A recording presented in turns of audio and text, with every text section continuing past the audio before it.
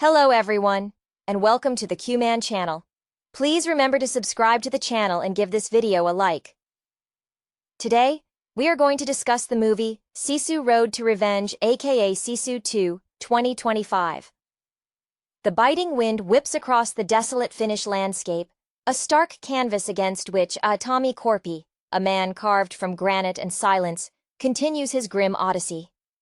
Having survived the impossible in the previous conflict, his quiet life as a prospector is shattered once more, not by the grand machinery of war this time, but by a persistent, almost pathetic, resurgence of evil.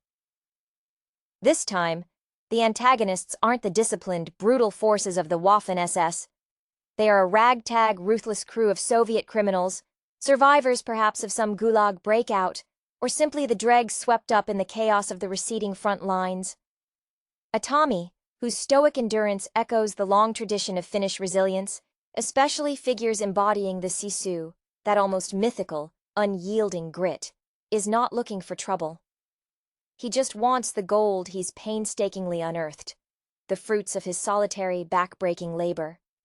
But these men, led by a particularly vicious operative whose own background likely involves a deep familiarity with necessary brutality, view his claim, and indeed his very existence, as an inconvenience to be erased. The initial confrontation is swift and brutal. It's less a fight and more an execution attempt that backfires spectacularly. These men, expecting an easy score, quickly learn that crossing Tommy is akin to waking a hibernating bear that happens to be armed with an antique pickaxe and a terrifying understanding of improvised weaponry. The landscape itself becomes Tommy's arsenal. He uses the frozen earth, the dense forests, and the very elements that Finn hunters have mastered for centuries. One can almost visualize the influence of classic, almost mythic action heroes in Tommy's movements. That quiet lethality reminiscent of early Western anti-heroes blended seamlessly with the practical, desperate resourcefulness of survivalists. He doesn't engage in lengthy monologues or dramatic flourishes. Every action is economical, deadly, and essential to his immediate goal: retrieve the gold and eliminate the threat. The pursuit becomes a grueling game of cat and mouse, though the roles are frequently reversed. When the criminals manage to capture the gold, Tommy pursues them with a chilling focus that suggests the true treasure isn't the metal itself, but the restoration of the balance they disturbed. He tracks them through snowstorms, utilizing knowledge passed down through generations of those who live on the edge of survival. We see flashes of ingenuity, traps set with tripwires made of fishing line, the strategic use of dynamite scavenged from old military caches, and the terrifying efficiency of a man who has accepted that survival demands monstrous acts. As the body count rises, the remaining criminals begin to fracture under the psychological pressure. They are fighting a ghost, a man who seems immune to pain and incapable of surrender. Their own internal weaknesses, greed, cowardice, and poor discipline, become their undoing, exploited expertly by the solitary pursuer.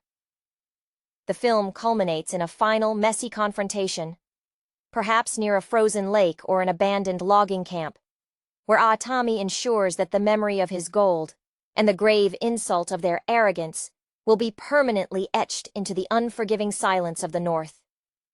He leaves behind a scene of absolute finality, securing his prize and retreating back into the vast, indifferent wilderness, the quiet protector of his own hard-won peace. The oppressive weight of the Finnish winter mirrors the burden Tommy carries. His eyes, when they briefly catch the weak sunlight filtering through the clouds, hold the deep, untroubled stillness of ancient ice, a reflection perhaps of the very isolation that has forged his character. He is not a mercenary or a trained assassin. He is a laborer whose vocation has inadvertently required him to become the perfect predator. This persistence, this refusal to yield even a single ounce of what is rightfully his, speaks directly to the national spirit lauded in the stories of the Winter War, a spirit that refuses to break when faced with overwhelming odds. The Soviet gang, initially fueled by the intoxicating illusion of an easy plunder, starts to unravel not just from physical losses, but from the creeping dread that they are hunting a force of nature, not a man. Their leader, whose face bears the scars of past betrayals and prison sentences, a man whose only true skill lies in manipulating the weak, finds his authority eroding with every ingenious death Atami orchestrates. He is accustomed to hierarchies enforced by immediate threat, but Atami represents an existential threat that defies immediate categorization. The action sequences are visceral, eschewing slick choreography for brutal, grounded reality. When Itami utilizes a length of heavy chain, or when he improvises a weapon from the frozen carcass of an animal, the audience feels the jarring impact, the sickening crunch. There is a deliberate choice in presentation, one that deliberately pulls away from the stylized violence often seen in modern action cinema, opting instead for the stark, unforgiving aesthetic that characterized older war films, where survival was always a dirty business. Emotionally, Atami registers very little outwardly, but his actions betray a profound sense of boundary violation. The gold is not merely wealth. It represents the singular achievement he has carved out of a world that tried to crush him decades prior. To steal it is to attempt to steal his very self-possession. This quest is less about monetary gain and more about reclaiming dignity. As he silently trails the fleeing remnants of the group, perhaps pausing only to meticulously treat a wound with pine resin and salvaged cloth, there is a sense that he is not merely enacting revenge, but settling an overdue account with chaos itself. The vastness of the landscape, which initially seemed to offer him anonymity, now becomes his accomplice, swallowing the sounds of his lethal pursuit and concealing the grim evidence of his justice. When the final confrontation arrives, it is not a triumphant shout, but a slow, deliberate closing of the door on further interference, allowing the silence of the taiga to reclaim its dominion. The relentless cold seems to be Atami's natural element, insulating him from any lingering human warmth or hesitation. His survival skills are not learned from textbooks or training manuals. They are etched into his muscle memory from years spent wrestling a harsh existence from unforgiving soil.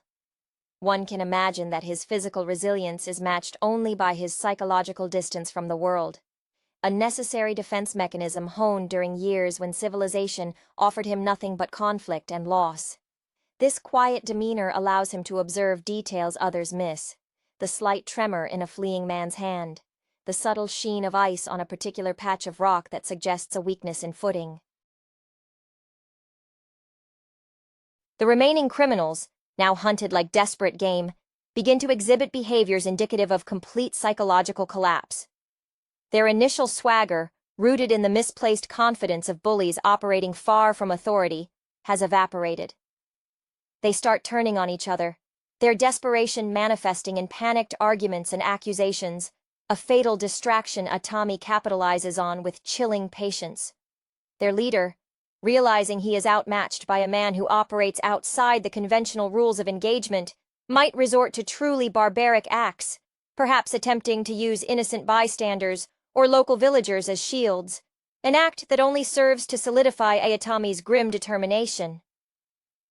This is the moment where the narrative highlights the essential difference between the common criminal, motivated by base appetite, and Atami, driven by an almost sacred adherence to self-preservation and boundaries. The aesthetic of the film reinforces this desolate struggle. Cinematography emphasizes the overwhelming scale of the environment compared to the small, fragile figures engaged in mortal combat. When Atami moves across snow-covered terrain, he does so with the low profile of a seasoned tracker, a phantom against the white backdrop. There are moments of accidental artistry born from necessity. Perhaps he uses the reflective surface of a frozen river to spot an ambush from below, or uses the acoustics of a narrow ravine to amplify a warning cry that sends the bandits into further disarray. These are not cinematic tricks. They are observations honed by a life lived in constant alertness. As the final sequence nears, the conflict strips away all pretense. it becomes a raw, primal test of will. Atami's pursuit is punctuated by moments where he seems almost reluctant, not because of fear, but perhaps because every necessary kill adds another layer to the isolation he already inhabits.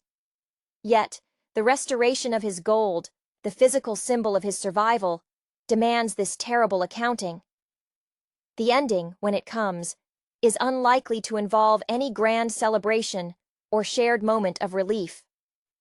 Instead, Atami secures his possessions, checks his wounds with the detached air of a mechanic assessing engine damage, and simply walks back into the endless expanse of snow and trees, the silence immediately closing over the violence he has just enacted, leaving the North to absorb the memory of spilled blood as just another temporary stain on the perpetual white. The silence that follows Atami's final acts is profound, a heavy blanket settling over the scene of carnage, emphasizing the sheer vacuum of his existence. His motivation remains profoundly internal, rooted in a refusal to be diminished. We see in his methodical gathering of the recovered gold, perhaps meticulously wiping the dirt and blood from each nugget, a reverence for the effort expended, a tangible manifestation of his refusal to break. This act is almost ritualistic, a cleansing of the intrusion. The emotional resonance of the film lies not in Atami's expression of anger, which is non-existent, but in the viewer's understanding of the profound violation. His past experiences, hinted at through glimpses of hardened resolve rather than lengthy backstory exposition, suggest a man who has learned that the only entity worth trusting is his own capability. This stark pragmatism contrasts sharply with the fading desperation of the surviving villains, who are now reduced to scrambling, panicked animals. They embody the very chaos Atami has spent a lifetime trying to keep at bay. One can easily imagine the influence of classic Finnish mythology interwoven with Atami's persona. He is less a modern action hero and more an embodiment of ancient forces, the spirit of the land itself defending its integrity. His movements through the snow are less walking and more flowing, demonstrating an economy of motion that speaks to decades of minimizing energy expenditure in brutal conditions. He utilizes the terrain not just as cover, but as an active participant in the confrontation, a carefully placed tripwire disguised as a fallen branch, the strategic use of a frozen-over crevice to ensure a fatal fall. As he binds his own injuries, perhaps using strips torn from the clothing of the fallen, there is an unnerving calmness. There are no shouts of victory, no weary sighs of relief. There is only the immediate transition back to the state of perpetual readiness required for life in this environment. The weight of the gold in his pack is heavy, but the weight of the unnecessary conflict seems to settle upon him as a fleeting, inevitable nuisance. He leaves the area not by fleeing, but by simply melting back into the vastness, becoming indistinguishable from the landscape once more. The enduring impression left by Atami Korpi is that for some, peace is not a state of rest, but a constant, deadly vigilance maintained against the persistent stupidity of men who mistake silence for weakness. The journey back to his remote cabin is a slow, deliberate march against the deepening cold, a passage where Atami seems to be shedding the necessary violence like excess weight. He moves with the ingrained rhythm of the true North dweller, every step placed with foreknowledge of the ground beneath. The focus shifts from active pursuit to quiet reclamation. The remnants of the criminal element are now just obstacles to be bypassed, their frozen forms serving as stark, unintentional markers along his route. A final, morbid acknowledgement of the chaos they introduced into his ordered solitude. There is a subtle shift in the depiction of the gold itself. It is not polished or displayed. Rather, it is carefully wrapped in oilcloth or thick hide, treated with the same care one might give to essential medical supplies or irreplaceable tools. This underscores the theme that the object of conflict for Atami symbolizes autonomy. He fought not against men with guns, but against the external force attempting to reassert control over his hard-won independence. The wealth is secondary to the statement made by its retention. In moments of necessary rest, Perhaps huddled beneath a makeshift snow shelter, Atami exhibits a stillness so profound it borders on the spectral. He is a figure perpetually living on the periphery of society, a man whose silence is an active form of defense, a shield against the demands and judgments of the outside world. This isolation is romanticized, not as tragedy, but as a necessary condition for his existence, drawing parallels to legendary hermits or mythic figures who withdraw to places where the laws of lesser men do not apply. The film emphasizes that his lack of communication is not a deficit, but a highly refined survival mechanism. The narrative closure is understated. Reaching the relative sanctuary of his dwelling, Atami performs simple, practical maintenance, tending to his few supplies, checking his meager provisions, and perhaps cleaning his surviving tools with ritualistic care. There is no fanfare, no looking back at the wilderness he has just purged. The final image is likely one of him sitting by a small, carefully husbanded fire, the sound of the wind the only persistent companion. He has achieved not happiness, but equilibrium, a state purchased at a terrible cost, yet entirely on his own terms. The message conveyed is that in this frozen expanse, true freedom is synonymous with the capacity to exact devastating retribution when one's boundaries are violated. The return to solitude feels less like a homecoming, and more like slipping back into a necessary, perfectly fitted skin. Atami's movements inside the cabin are practiced and devoid of extraneous motion. Every action serves a direct, immediate purpose, stoking the fire just enough to ward off the lethal chill, checking the structural integrity of the wood joints against the relentless pressure of the ice outside. He seems to vibrate at a lower frequency than the rest of the world, an organism perfectly attuned to the harsh rhythms of survival. The remnants of the confrontation, perhaps a few small tears in his heavy coat or a faint bruise on his cheekbone, are attended to with the detached efficiency of a seasoned mechanic tending to a robust but momentarily strained machine. There is no room for self-pity or reflection on the lives taken. Those men brought the confrontation to him. Their ending was merely the logical conclusion of their initial error. This reinforces the core philosophy embedded in the character. The world outside his perimeter is inherently hostile, and his response must always be immediate, absolute, and proportionate to the threat of erasure. The gold, once unpacked from its protective wrappings, is not admired for its luster, but is weighed, accounted for, and then tucked away in its deep, secure hiding place, likely a frozen seam in the earth beneath the cabin floor, known only to him. It symbolizes the tangible proof that he can still exert control over his immediate reality, a small, heavy anchor against the vast, impersonal forces of nature and human avarice. The silence inside the cabin is different from the silence outside. It is an active, controlled vacuum, a state of perfect readiness, not emptiness. His contemplation, if any, is likely focused on the near future, the approaching severity of deeper winter, the need to replenish his limited stores of dried meat or wood. The film masterfully uses this contrast. The incredible, almost superhuman exertion required to eliminate the threat is followed by the mundane, quiet labor required to simply continue existing. Atami Korpi is not a man seeking glory or recognition. He is the eternal sentinel whose only reward for victory is the renewed, albeit temporary, assurance that he can be left alone. He embodies a survival ethic where the highest form of action is the successful avoidance of the next necessary conflict, bought through the brutal enforcement of his solitude. The vast, indifferent landscape closes back around him, absorbing the scent of gunpowder and blood, leaving behind only the stoic figure maintaining his quiet, hard-won sovereignty.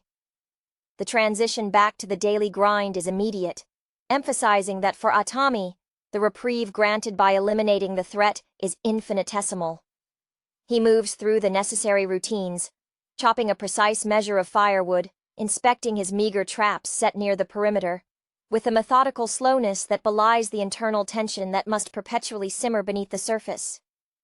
This quiet industry is the true expression of his Sisu, It is the sustained application of will, not just in moments of explosive violence, but in the grinding monotony of existence. One can almost picture the lingering, almost physical discomfort of the recent violence on his body, yet he ignores it. His endurance is legendary precisely because he refuses to acknowledge the threshold of pain. Where a man accustomed to softer living might seek comfort or reflect on the necessary brutality, Atami seeks only efficiency. He might examine a broken tool, perhaps a scavenged shovel head bent during the fight, and dedicate a quiet hour to painstakingly hammering it back into alignment, demonstrating that nothing is truly disposable, and everything must be preserved for the next inevitable violation. This attention to his equipment mirrors his care for his own physical state, maintenance as the ultimate preemptive defense. The film occasionally offers glimpses of the world Atami left behind, perhaps through a faded photograph tucked away beneath a floorboard, a ghost of a life lost to war or time.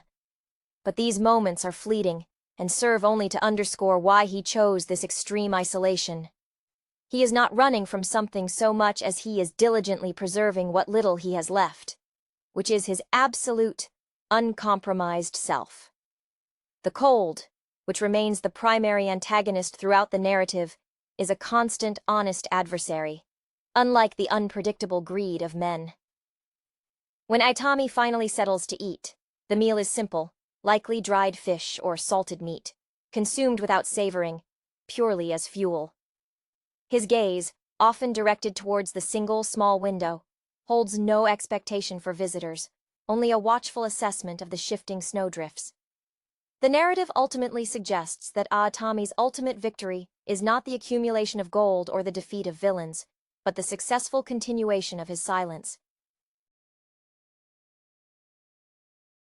He has once again proven that the wilderness, when inhabited by a man of absolute resolve, is the most secure fortress imaginable, impenetrable to the chaos that perpetually churns in the world beyond the tree line. He remains, the living embodiment of resistance, waiting for the next intrusion that will inevitably require the terrifying, beautiful clarity of his final judgment. The air within the cabin seems thinner, purified by the very absence of superfluous sound and movement. Aatami is a study in conservation, an ecosystem unto himself, where every calorie spent must yield maximum returns. His movements, while slow in their deliberate nature, are imbued with the latent energy of a coiled spring, ready to discharge instantly should the faintest foreign sound, a twig snapping too sharply, the unfamiliar echo of a distant engine, penetrate the insulating blanket of snow. This hypervigilance is not paranoia. It is the learned vocabulary of long-term survival in a hostile environment. His physical presence is one of stark utility. Years of exposure have chiseled his frame into lean, dense muscle, the kind that endures rather than explodes. The narrative subtly contrasts him with the memory of the Soviet thugs, whose bulk was built on ill-gotten rations and bravado, now rendered useless by the unforgiving mathematics of the frozen north. Atami understands leverage, temperature, and trajectory instinctively. Their understanding was limited to immediate threats and short-term gratification. There are moments, perhaps when tending to the fire, where a faint flicker of something complex crosses his expression. Not regret, but perhaps the weariness inherent in having to repeatedly defend the same ground against the same base human failings. Yet this flicker is immediately suppressed, disciplined back into the mask of impassivity. He is a living monument to the fact that inaction is often the greatest risk, and that true peace requires a willingness to engage in the most terrible action necessary. The gold, now secured, serves as a silent testament to his singular purpose. It is the material representation of his right to be left alone, the price paid for undisturbed existence. As he prepares for the deeper freeze, perhaps sharpening his final, most trusted hunting knife, the focus remains granular. Tomorrow's water supply, the structural integrity of the roof against expected snow loads. Grand themes of revenge or justice fade into the background, replaced by the immediate, tangible reality of enduring one more season. Atami Corpi does not conquer the world. He simply refuses to be conquered by it, one freezing, silent day at a time, waiting patiently for the wilderness to resume its natural, indifferent quietude. The world outside the cabin remains an abstraction, a place of noise and complication that Atami has successfully quarantined himself from, at least for now. The falling snow continues its soft, relentless work, burying tracks, muffling sounds, and slowly erasing the evidence of the violent intrusion. This natural erasure is crucial to Atami. He relies on the landscape to perform the final act of sanitation, to scrub the slate clean so he can return to his baseline of absolute solitude. There is a deep-seated economy in his thoughts, matching the economy of his movements. He does not dwell on the faces of the men he dispatched. They registered in his mind only as vectors of threat, quantifiable dangers that were neutralized. This emotional detachment, honed over decades of surviving conflict and societal collapse, is perhaps his most potent weapon. It prevents hesitation, which in his world is synonymous with death. This characteristic separates him from every cinematic action figure who carries the visible scars of their past. Atami's scars are internal, sealed away behind layers of sheer, unyielding will. Occasionally, he might study the simple, worn wood of his cabin walls, running a calloused thumb over the grain. This wood, these tools, these few possessions, are the totality of his material world, each item earned through sweat or salvaged from ruin. He views them not as possessions to be admired, but as essential components of his survival machine. The gold, while significant, is merely the lubricant that keeps the machine running smoothly, ensuring he doesn't need to venture into the margins of civilization where new threats perpetually breed. As the darkness deepens into the protracted Arctic night, Atami settles into his vigil. His senses remain sharp, tuned to the minute shifts in air pressure or the faint creak of settling ice. He is the ultimate proof of the philosophical concept that true independence requires absolute self-sufficiency. He owes nothing to anyone, and in return, allows no one to claim any part of his hard-won peace. The silence that envelops the forest is the sound of his success, a raw, hard-earned, and utterly fragile dominion maintained against the ceaseless, encroaching entropy of the world. He waits, not anxiously, but with the profound certainty of a geological force, ready to reassert his boundaries should the silence ever be challenged again. The long hours of the polar night emphasize Atami's profound dedication to inertia. Time ceases to be measured by clocks or calendars, but by the necessities of survival, the dwindling pile of dried birch bark, the dwindling reserves of lamp oil, the precise moment when the ice on the lake will reach a thickness safe for traversing should an unforeseen necessity arise. He operates on instinctual cycles, a rhythm entirely divorced from the artificial constructs of populated areas. This existence is a constant negotiation with entropy, a battle he must win daily through sheer, unyielding application of focused effort. His physical appearance reinforces this austerity. Any signs of recent struggle are methodically scrubbed away, leaving only the weathered contours of a man whose skin seems tanned by cold rather than sun. His beard, neatly trimmed with a hunting knife, frames a face that rarely shifts from a neutral plane. Yet, within the deep-set eyes, there is an intelligence that misses nothing. A quiet, calculating awareness that remains active even during periods of rest. This is not the look of a man enjoying victory. It is the look of a highly optimized machine returning to standby mode. The gold, once it is safely concealed, becomes an abstract concept, a solved equation. Its true value, as Atami perceives it, was never in currency, but in the leverage it provided against being forced back into the fray of human interaction. The narrative subtly suggests that the criminals were not just seeking gold. They were seeking to impose obligation upon him, to draw him back into the cycle of dependency and compromise he so fiercely rejects. By destroying them, he destroyed the potential future where he would have to defend that gold against bureaucratic, legal, or social encroachment. When he performs the quiet ritual of sharpening his tools, the rhythmic scrape of stone against steel becomes the soundtrack to his continued sovereignty.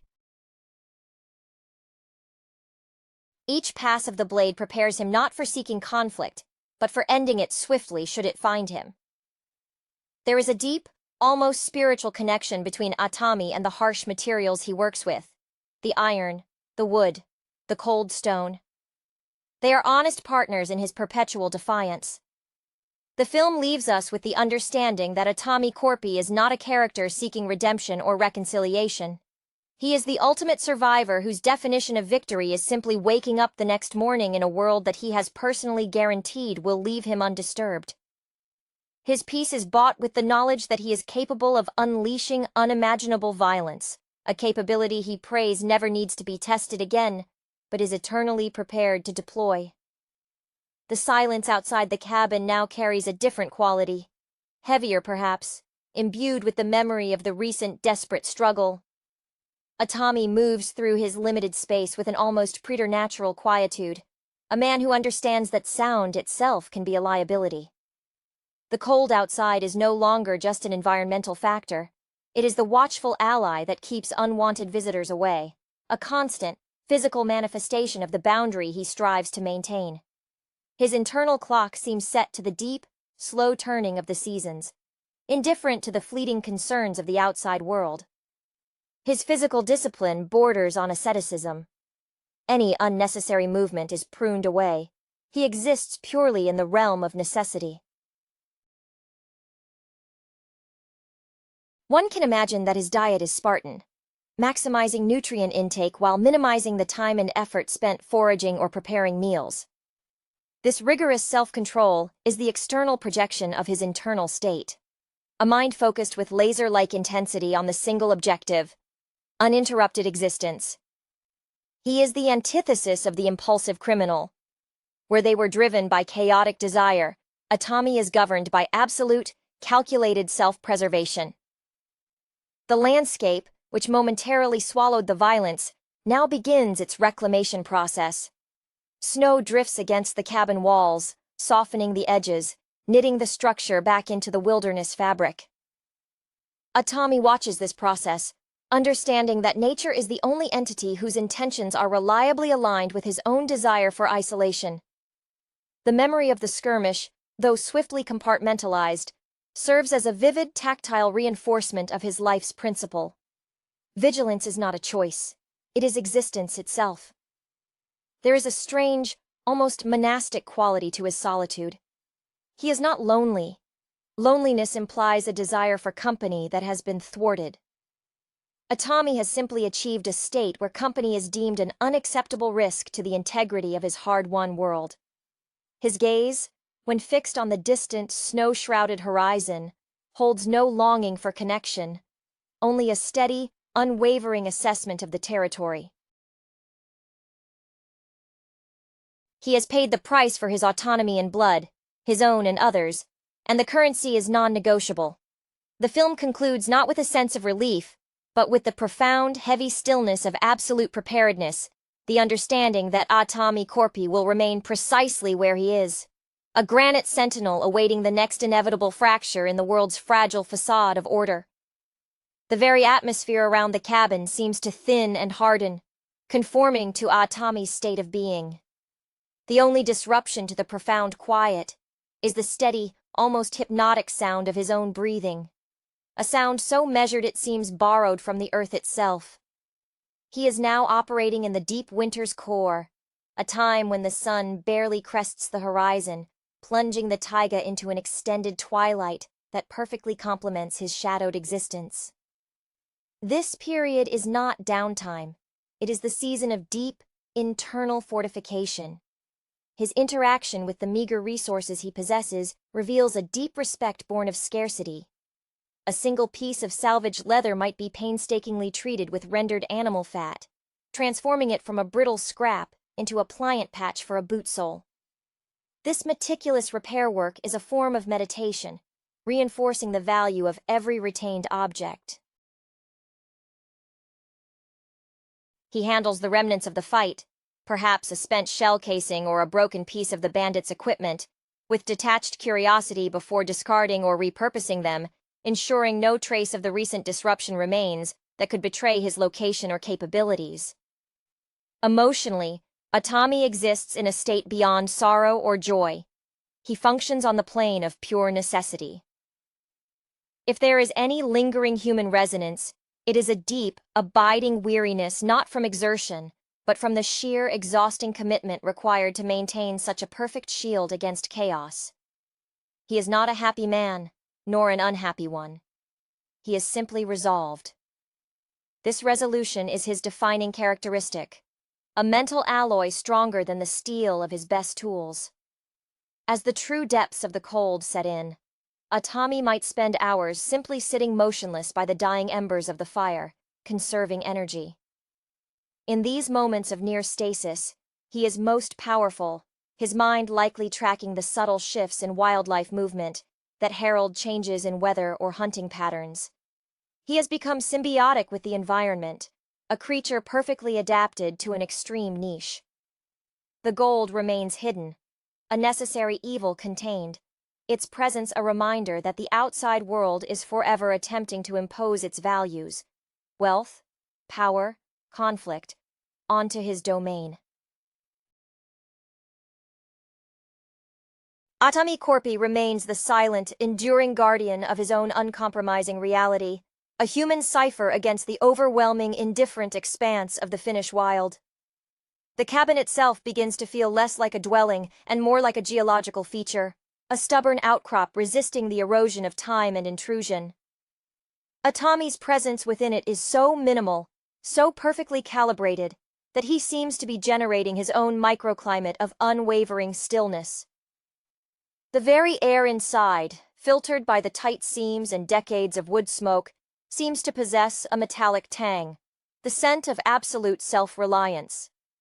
His senses, honed to an almost unbelievable degree, begin to register anomalies imperceptible to any other human. He might perceive the change in the density of the snowpack miles away, not by sight or sound, but by the subtle shift in the way the external pressure presses against the log walls. This deep immersion in the environment means he is rarely surprised, only confirming what the wilderness has already whispered to him. He doesn't analyze. He knows. The gold, tucked away beneath the frozen earth, is almost forgotten, a problem solved and relegated to the archives of his memory. Its purpose fulfilled, to repel the initial assault, it no longer requires active thought. Atami's focus drifts to the longevity of his supplies. He meticulously examines his store of dried mushrooms, turning them over one by one, ensuring no moisture has introduced the threat of rot, the silent killer that invalidates all physical exertion. This level of detail speaks to a profound respect for continuity. Every small preservation act is a victory against the inevitable decay that claims everything not actively defended. There is no internal monologue detailing past glories or future plans. Such luxuries require cognitive space that Atami cannot afford. His consciousness is a highly efficient, present-tense operating system. If he possesses any emotion, it is the satisfaction derived from equilibrium, the exquisite cold balance achieved when input, danger, is met with precisely the correct, overwhelming output, force, resulting in zero long-term disturbance. He is the perfect predator, yet his prey is no longer flesh and blood, but the very concept of external obligation. He is the master of his own small, frozen universe, a sovereign entity carved out of the unforgiving granite of the north, eternally prepared for the next threat that dares to breach the sacred silence of his domain. The deeper the winter sets its grip, the more Atami seems to merge with the structure of his isolation. His clothing, layers of worn, expertly repaired wool and hide, moves with him as a second skin, the color and texture mirroring the shadowed interior of the cabin walls. The act of lighting a single candle, perhaps when inspecting intricate repairs to a snare line, becomes a rare, almost theatrical event, casting long, dancing shadows that exaggerate the ascetic lines of his face. In that brief illumination, one can glimpse the texture of true endurance, skin stretched tight over bone, the ghost of past hardships etched around eyes that hold the flat, unreflecting depth of a frozen lake at midnight. He practices no overt self-care, yet his physical condition remains rigorously maintained by the demands of his life. Fatigue is acknowledged only as a signal to reduce energy expenditure, never as a reason to stop functioning.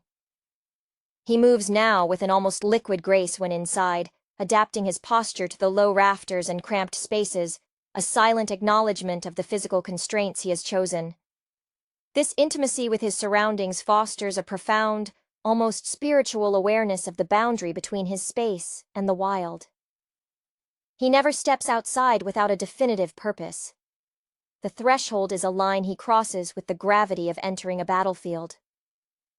The silence of this period is absolute, a heavy velvet curtain drawn against the world. It's a silence Atami actively cultivates, breathing it in like clean air. He listens not for specific sounds, but for the absence of expected natural sounds, a sudden cessation of wind in the pines, or the unnatural quiet of the wildlife retreating. These deviations are his true alarms, far more sensitive than any manufactured device. He is a living barometer for the integrity of his solitude. If there is a character trait that surfaces during these long, dark weeks, it is a relentless, almost obsessive focus on efficiency. Wastefulness, whether of fuel, food, or motion, is seen as a moral failure, a concession to the weakness that allowed the intruders to find him in the first place. This isn't driven by fear of running out, but by a deep-seated refusal to be beholden to chance. Atami Corpi has engineered his life into a near-perfect loop of cause and effect, where his actions directly dictate his survival. He does not wait for spring.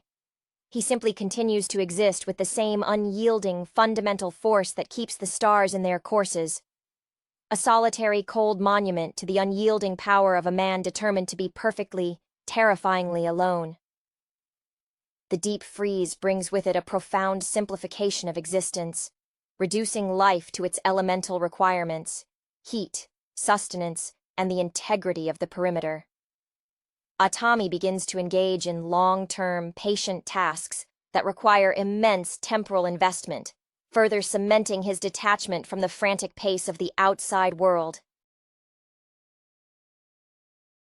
He might spend days painstakingly crafting new sinew ties for his snowshoes, using every scrap with surgical precision, treating the fragile material with reverence because its failure means immobility, and immobility in this season is a death sentence.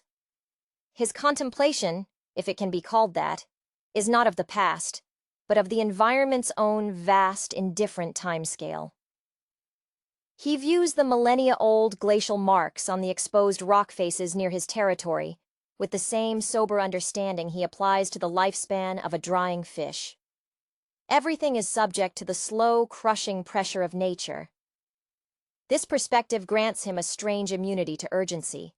He knows that any threat, whether a blizzard or a human intruder, will eventually be consumed and smoothed over by the persistent action of the elements. Physically, Atami seems to slow down further, yet his movements retain a coiled potentiality. When he ventures out to check distant traps, he moves in a low crouch, conserving heat and keeping his silhouette minimal against the pale snow. His breath plumes in the sub-zero air, the only visible sign of the furnace burning fiercely within him. He has shed the last vestiges of social man. His gestures are entirely utilitarian, stripped of any gesture that might suggest awareness or communication with an observer. The gold remains his unacknowledged heavy secret, the anchor of his past necessity. It symbolizes the moment the external world tried to claim him, and his brutal refusal to be claimed. Now, however, the gold's presence is inert. Its power has been transferred entirely to Atami's own embodied will. He is the true treasure secured in this remote fortress. As the northern lights begin to streak across the eternal night sky, a spectacle that holds no romantic appeal for him, only a measure of atmospheric conditions, Atami sits by his fire, a figure reduced to pure function. He is not waiting for spring. He is simply continuing to be, an unyielding testament to the fact that when all societal structures dissolve, the ultimate form of governance is the disciplined, solitary capacity to enforce one's own boundaries, no matter the cost. The increasing severity of the cold necessitates a constant, almost painful intimacy with the fire. Atami treats the woodpile not merely as fuel, but as the physical manifestation of his stored potential. Each log placed upon the grate is a decision weighted by the knowledge that the next blizzard could cut off replenishment for weeks. He studies the way the flames consume the resinous wood, observing the efficiency of the burn, seeking the perfect, sustained heat that requires the least possible tending, a perfect metaphor for his ideal existence. There are times, during the deepest hours of the night when the world seems to have frozen solid, that Atami allows a minuscule shift in his guard. It is not a moment of weakness, but one of deep, animalistic contentment. This contentment is not happiness. It is the profound satisfaction of having met the universe's brutal demands and finding himself, miraculously, still standing, still sovereign. He might lean back against the rough-hewn wall, his eyes closed, allowing the heat to soak into the deep, accumulated aches of his shoulders. In these rare instances, the silence is so complete that he can hear the infinitesimal pops and cracks of the cabin wood adjusting to the extreme thermal gradient, the building itself breathing with him. His connection to the wilderness is now one of absolute reciprocity. The forest is his shield, his pantry, and his executioner. He takes only what is required, kills only when necessary, and leaves no trace that would suggest the presence of a man who can be leveraged or reasoned with. The scattered traps he tends are masterpieces of simplicity: wire, wood, and tension, invisible to the casual eye, yet perfectly calibrated to the weight and habits of rabbit or fox. This precision speaks volumes. Atami applies the same lethal, focused engineering to his defense against men as he does to securing dinner. The memory of the gold, now buried deep beneath the frost line, acts as a psychological barrier.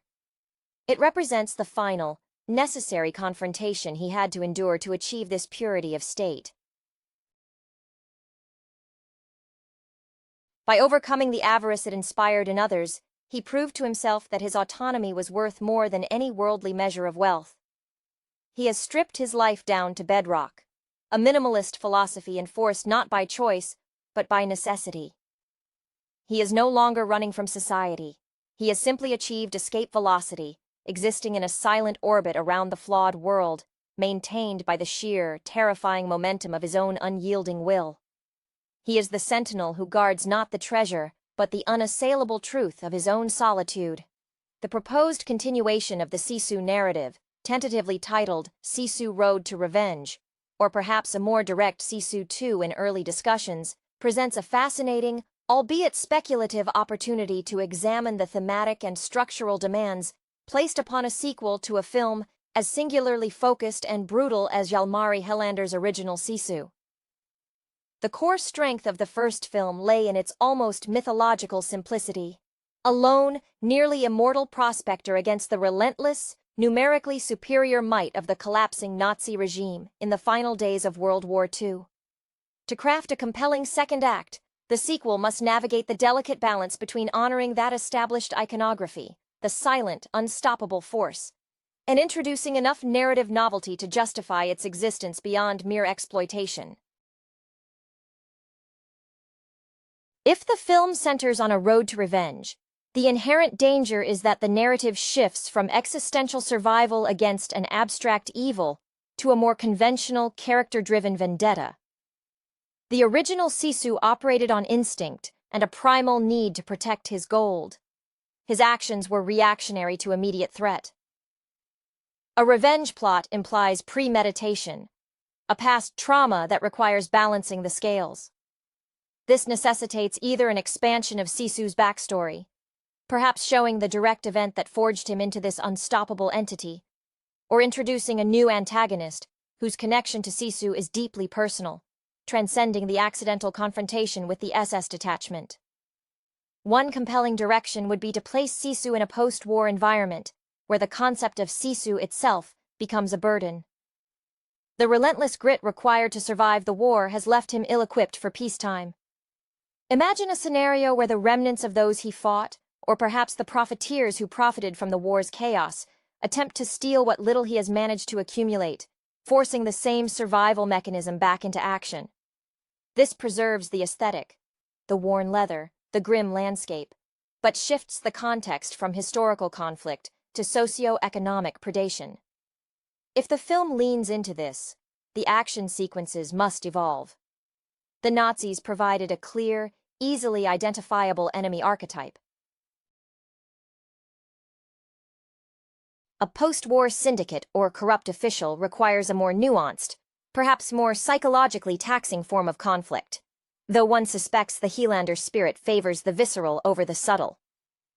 The character of Sisu, portrayed with stoic, almost superhuman resilience by Jorma Tommila, is key.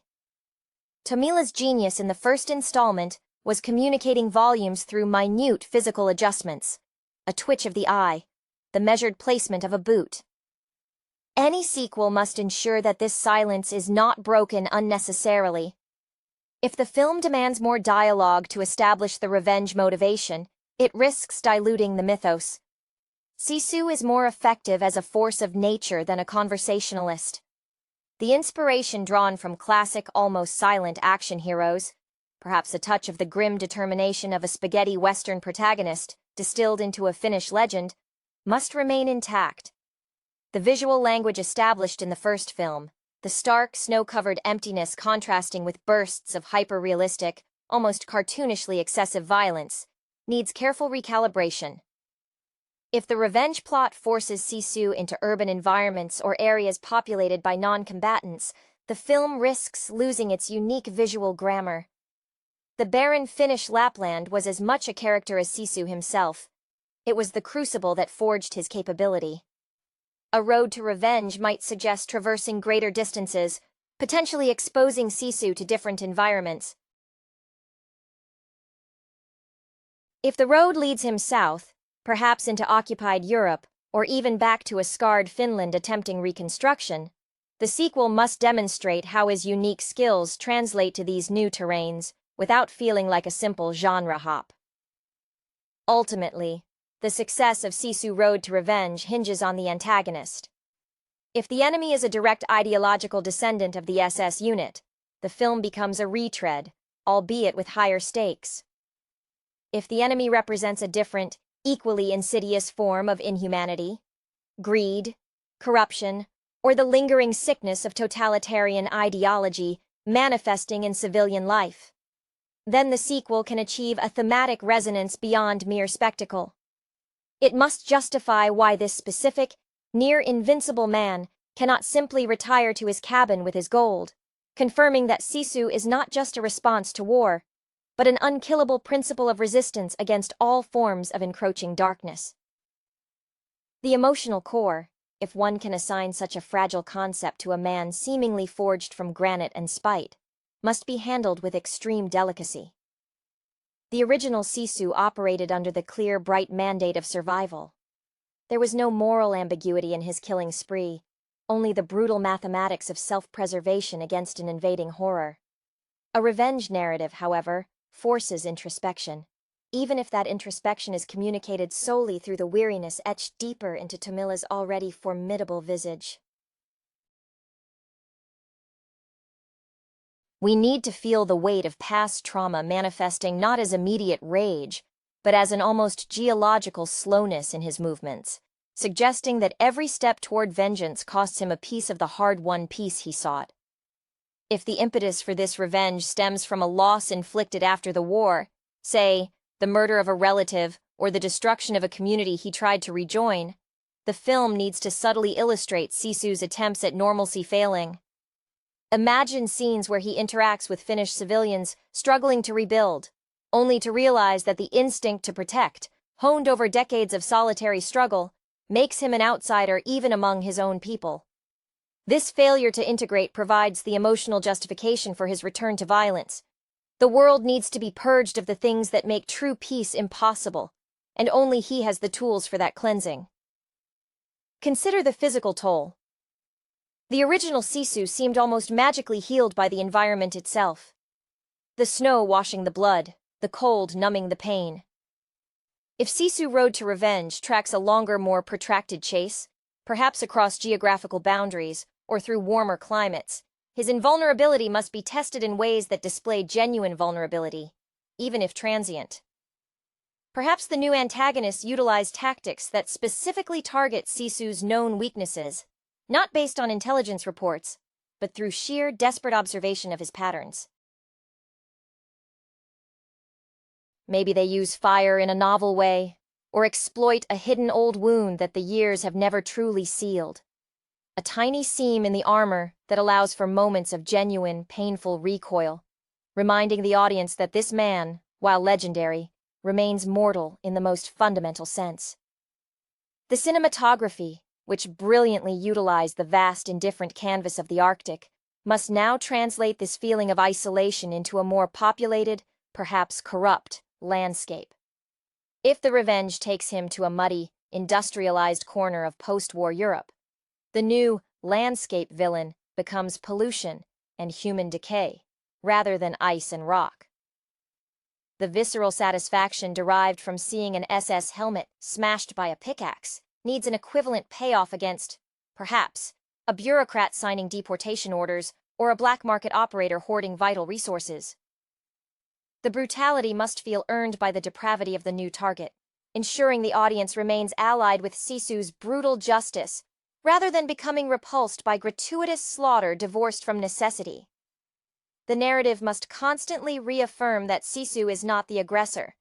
He is merely the final, most uncompromising form of consequence. His vengeance is not about settling a score. It is about enforcing the natural law that the wicked shall not prosper, a law which the civilized world, it seems, has forgotten how to enforce. The characterization of Sisu, beyond his physical capabilities, demands an exploration of the psychic residue left by unending conflict. He is the embodiment of Finnish stoicism amplified to the point of mythological caricature, yet to sustain a sequel, there must be evidence of internal erosion. We might see this manifest not as sudden despair, but as an amplified, almost pathological need for routine and ritual. His gold, which served as the MacGuffin of survival in the first film, could now represent the last tether to a comprehensible, ordered existence.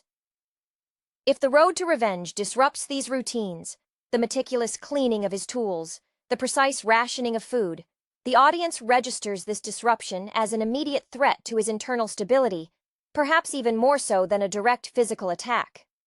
If the film introduces a primary antagonist who operates under a guise of legitimate power, a politician or a military figure who evaded direct wartime justice, this character must serve as a direct foil to Sisu's purity of purpose. The villain, steeped in deception and political maneuvering, represents the insidious nature of evil that survives the declared end of hostilities. Imagine this antagonist possessing a quiet, cultured menace, contrasting sharply with Sisu's raw, earthbound physicality. This intellectual cruelty, the weaponization of paperwork and legal maneuvering, forces Sisu into situations where his brute force is initially ineffective, demanding creative adaptations of his skill set. He cannot simply punch a contract into submission. This contrast elevates the conflict from a physical confrontation to a philosophical one. Elemental justice versus institutionalized corruption. The emotional landscape of Sisu Road to Revenge needs to hint at the ghosts Sisu carries. While Helander wisely avoided expository dialogue in the first film, the sequel could utilize environmental storytelling to suggest profound loss. Perhaps Sisu passes through locations that bear the scars of his own earlier actions, moments where the violence he enacted, while necessary, has left permanent shadows on the world. A brief, unsettling encounter with a survivor who witnessed his past brutality, yet cannot place him, could trigger a flicker of uncertainty in Sisu, a momentary hesitation that underscores the immense moral weight he carries, even if that weight is justified by his mission. This hesitation must be fleeting, however, lest it undermine the fundamental concept of his unstoppable nature. Furthermore, the sequel should subtly comment on the nature of legacy. Sisu, by surviving and thriving where the Nazi war machine failed, becomes an unintentional symbol of resistance against overwhelming odds. If his quest for revenge draws attention, perhaps drawing the gaze of nascent post-war authorities or even opportunistic scavengers, Sisu must constantly deal with those who wish to either co-opt his myth or eliminate the living proof of their past failures. This secondary layer of conflict, dealing with the opportunistic parasites drawn to the aftermath of his primary engagement, adds texture to the action sequences, preventing every encounter from being solely directed at the revenge objective. It showcases Sisu as a persistent, inconvenient truth that the world, eager to move on, struggles to contain. The emotion here is one of utter fatigue, the realization that even after achieving personal justice, the need to violently enforce boundaries never truly ceases. The potential need for an extended ensemble, however brief, presents a crucial structural hurdle that any sequel must address carefully. The singular focus on Sisu was the film's greatest asset. Introducing secondary characters risks diluting his mythos, transforming him from an elemental force into a conventional hero leading a small resistance. If allies are necessary, they must function less as partners and more as temporary, disposable catalysts. Perhaps Sisu encounters another individual deeply scarred by the same post-war corruption, a former partisan, a disillusioned intelligence operative, or a civilian whose life has been utterly ruined by the antagonist's machinations. This character's purpose would not be to fight alongside Sisu, but to provide the necessary intelligence or distraction that Sisu's direct approach cannot achieve. This ally, burdened by the articulate pain of recent history, would serve as the emotional conduit to the audience, expressing the necessary outrage or processing the sheer terror of witnessing Sisu in action. They would embody the human element that Sisu has long since shed. Their inevitable fate would need to be handled with devastating efficiency. Either they sacrifice themselves to clear the path for Sisu, proving the high cost of involvement, or they are simply discarded once their utility is spent, underscoring Sisu's solitary path. The risk here lies in making the secondary character too compelling. If the audience invests too heavily, their necessary demise or detachment will feel like a cheap narrative manipulation, rather than an organic consequence of orbiting a man defined by utter self-reliance. The transition of Sisu's tools and methodology also warrants scrutiny. In the first film, his improvised weaponry, the pickaxe, the mining tools, the sheer force of his environment, was intrinsically linked to his identity as a prospector surviving in isolation. If the road to revenge leads him into urban sprawl or encounters with more technologically sophisticated foes, his continued reliance on primal, heavy implements risks becoming repetitive, bordering on parody. The sequel must find a way to integrate his existing skill set into new, unexpected applications against modern threats. Perhaps he utilizes industrial waste, derelict infrastructure, or even the very bureaucracy he infiltrates as a weapon. The goal is to maintain the visual language of visceral impact, ensuring that every act of violence is inventive, personalized, and clearly derived from the specific constraints of his environment, whether that environment is the frozen wilderness or a concrete jungle built upon the ashes of the war he survived. The film's ultimate success will rely on its ability to maintain the operatic scale of its brutality while grounding the narrative in a recognizable, if grim, emotional reality. Should Sisu Road to Revenge choose to expand the lore beyond the immediate post-war period, perhaps delving into the interwar years or even Sisu's supposed service in the Winter War, the crucible that truly forged his legendary tenacity, it must do so with extreme narrative brevity. Any extended exposition risks humanizing him to the point of losing his mythological resonance. He should remain an equation solved through action, not contemplation. The audience seeks the sheer, unstoppable momentum of a force of nature reclaiming balance, not a character study in PTSD. If the revenge plot involves Sisu tracking down the architects of a new injustice, the visual contrast between Sisu and his surroundings will become even more critical.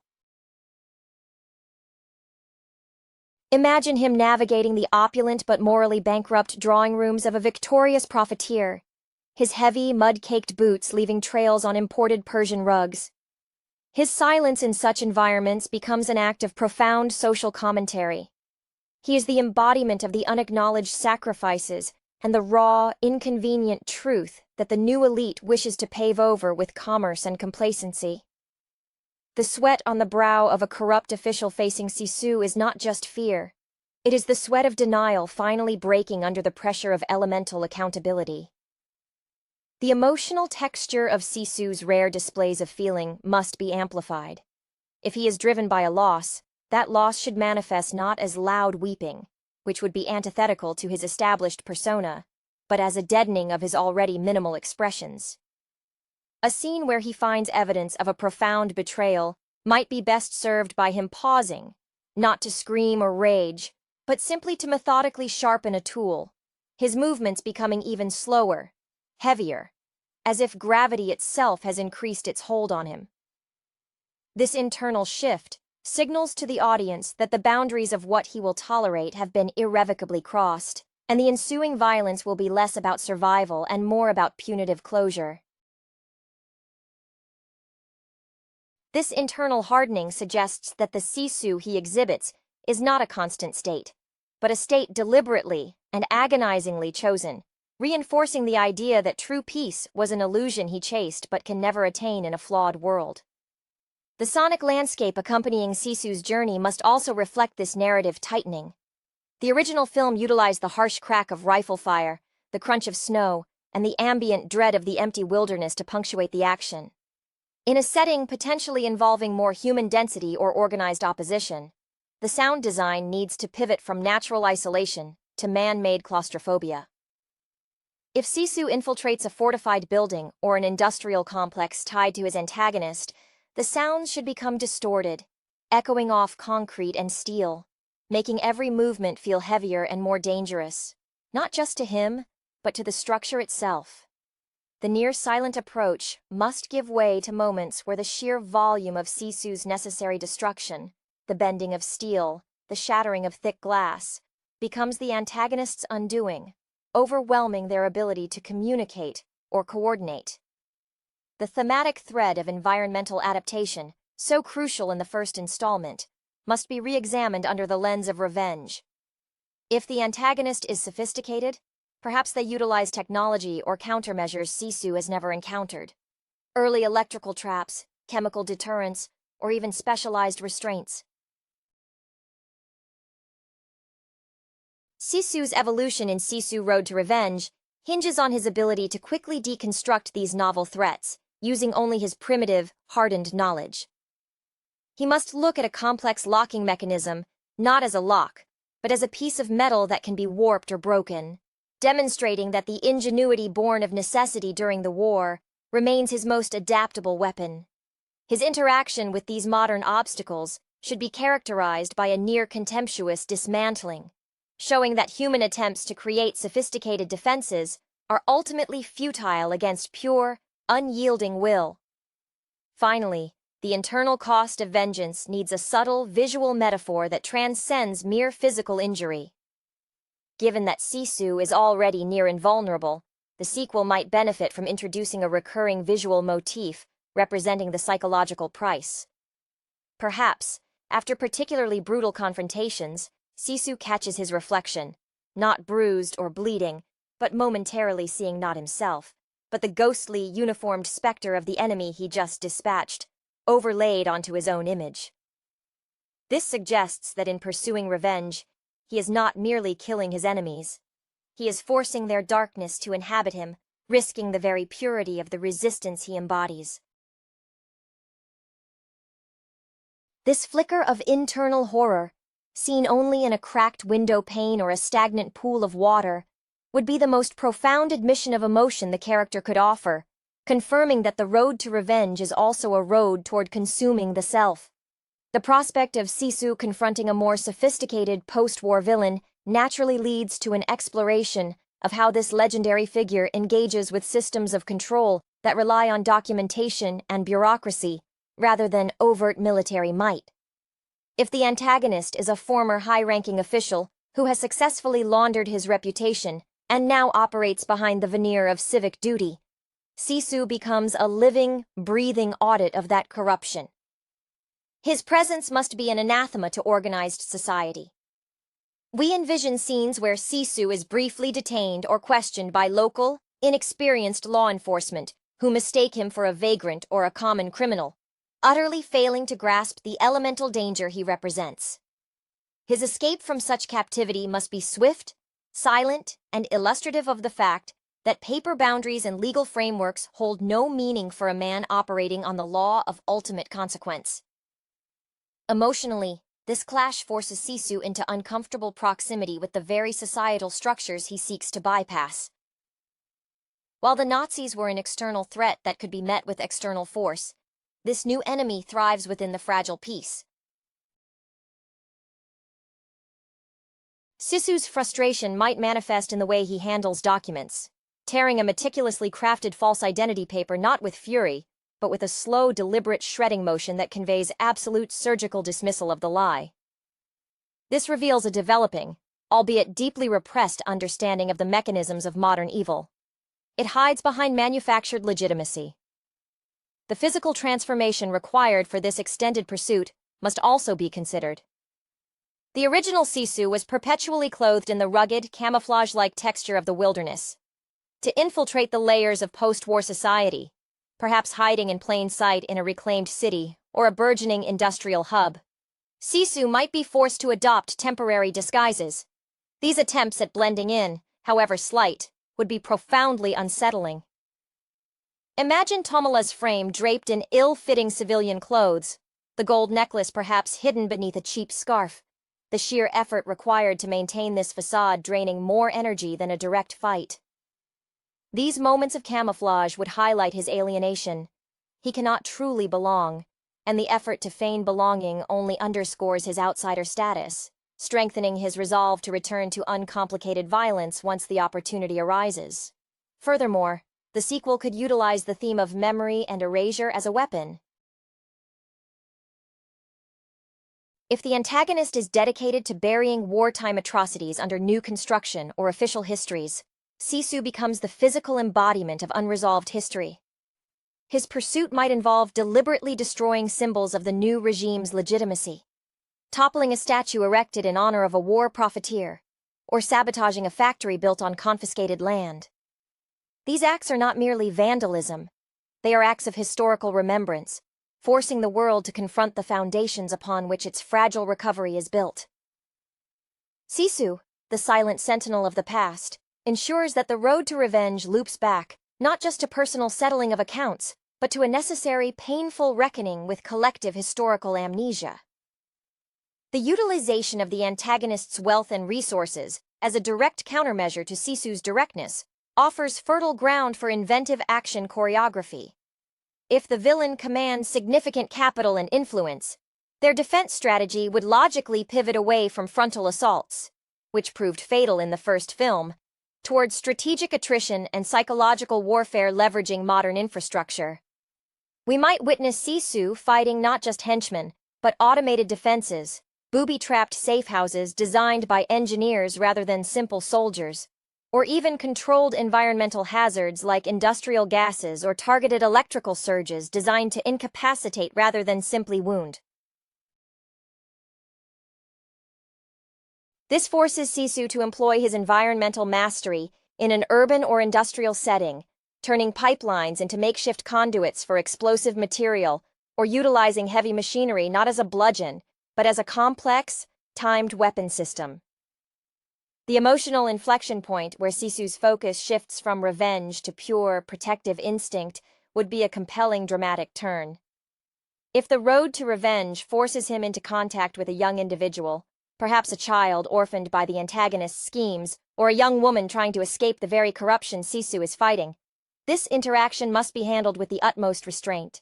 This new figure should not become a damsel in distress, but rather a mirror reflecting the world Sisu failed to protect in his initial pursuit of isolation. Their survival becomes an accidental new mandate, potentially derailing his singular revenge objective, and proving that his intrinsic nature is not merely destructive, but fundamentally preservative of innocent life, however clumsy or violent his methods. The brief, almost non-verbal understanding shared between Sisu and this protégé would carry immense emotional weight, signifying that even a man made of stone can still harbor the capacity to shield something fragile. The conclusion of Sisu Road to Revenge must resolve the thematic question of whether vengeance can truly lead to peace for a man like Sisu. If he successfully eliminates the primary antagonist, the film should resist a tidy resolution where Sisu walks off into a sunset. Instead, the silence should return, heavier than before. Having engaged with the complexity of post-war society, his final act should be a return to the wilderness, but this time, the isolation is understood as a self-imposed quarantine. The gold, if recovered, or even forgotten, ceases to be a goal and becomes merely ballast. The true ending would be Sisu achieving a state of non-involvement, having cleansed the immediate infection, but accepting that the larger world remains diseased. His final solitary walk back into the barren landscape signifies not triumph, but a weary acknowledgement that his function, as the ultimate unforgiving consequence, is eternal. But his direct engagement must be curtailed to preserve what little essence of self remains untainted by the necessary evils of the road taken. The concept of Sisu, that ultimate, almost mystical Finnish tenacity, is inherently tied to the unforgiving nature of the Finnish landscape. If the sequel drags him through the industrialized South or the bureaucratic centers of nascent peacetime governance, the core visual juxtaposition must be meticulously preserved, the raw, elemental man set against the refined, manufactured threat.